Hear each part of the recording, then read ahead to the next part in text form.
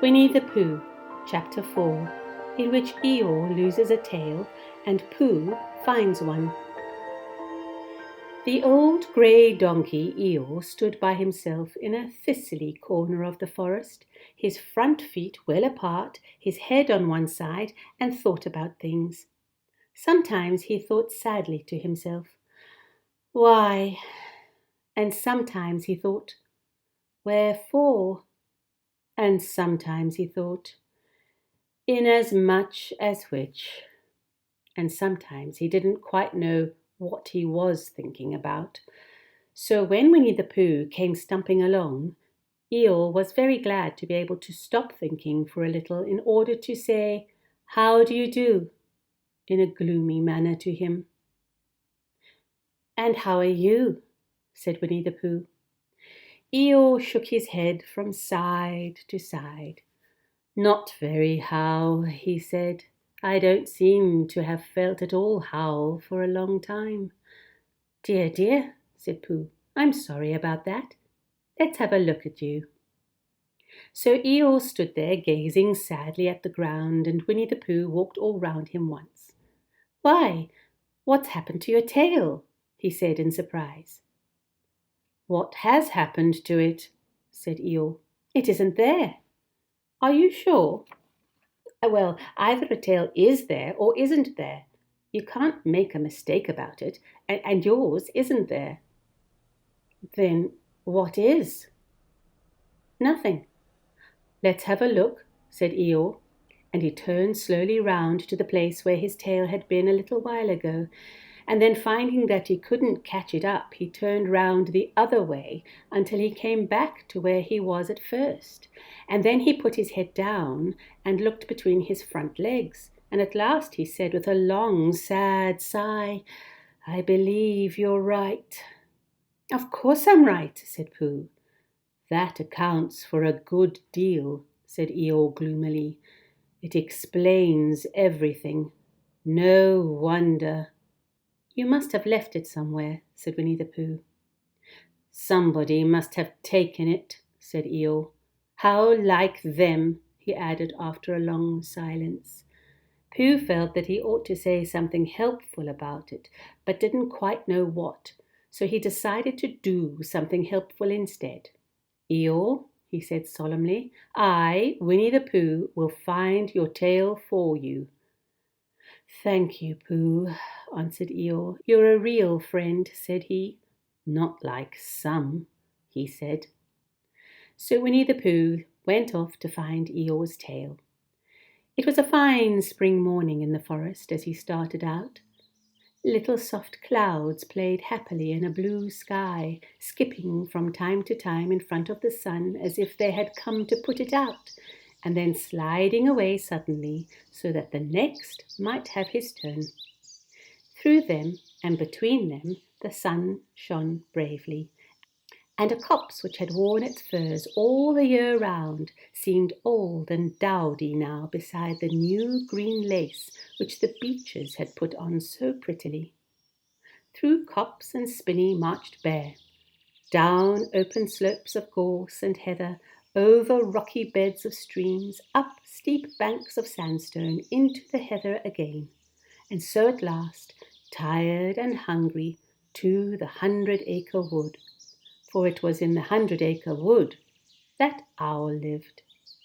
"And if anyone knows anything about anything," said Bear to himself, "it's Owl who knows something about something," he said. "Or my name's not Winnie-the-Pooh," he said, "which it is," he added. "So there you are." Owl lived at the Chestnuts, an old-world residence of great charm, which was grander than anybody else's, or seemed so to Bear, because it had both a knocker and a bell-pull.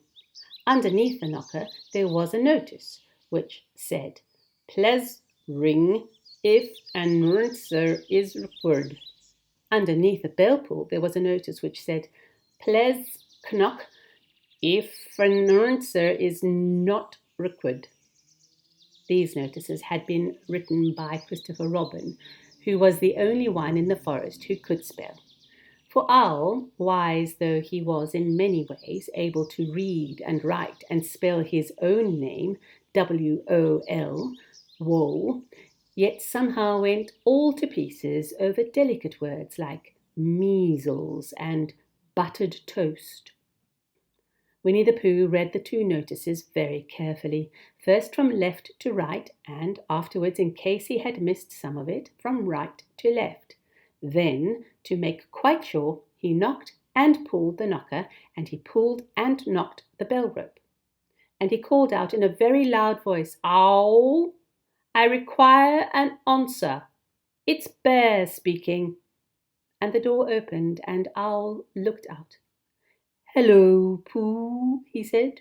"How's things?" "Terrible and sad," said Pooh, "because Eeyore, who is a friend of mine, has lost his tail, and he's moping about it. So could you very kindly tell me how to find it for him?" "Well," said Owl, "the customary procedure in such cases is as follows."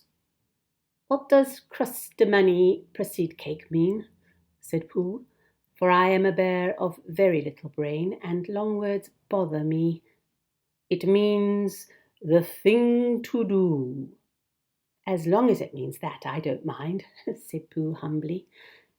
"The thing to do is as follows. First issue, a reward, then—" "Just a moment," said Pooh, holding up his paw. "What do we do to this?"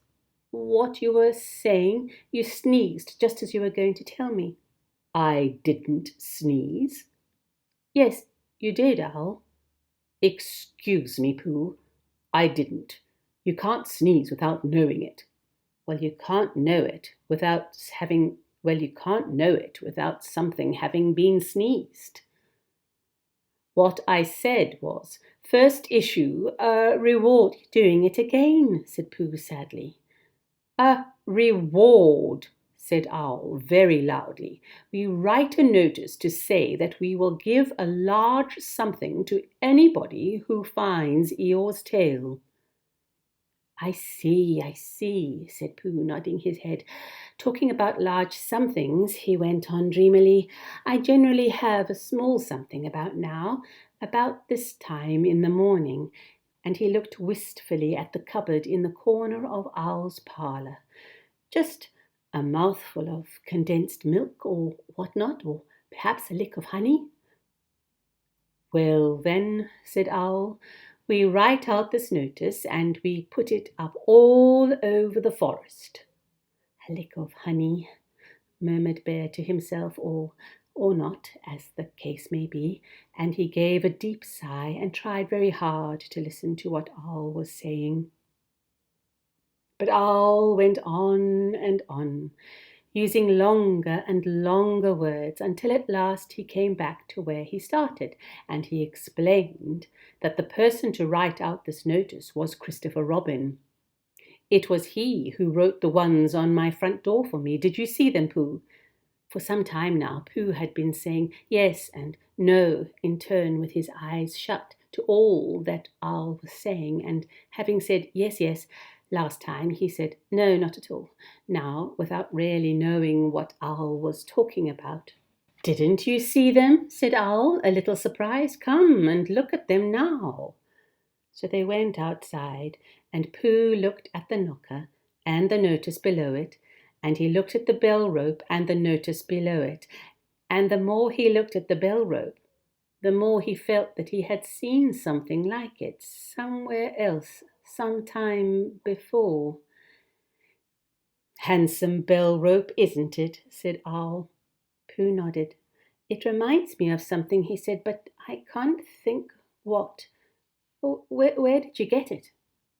"I came across it in the forest. It was hanging over a bush, and I thought at first somebody lived there. So I rang it, and nothing happened, and then I rang it again very loudly, and it came off in my hand, and as nobody seemed to want it, I took it home, and—" "Owl," said Pooh solemnly, "you made a mistake. Somebody did want it." "Who?" Eeyore, my dear friend Eeyore. He was fond of it." "Fond of it?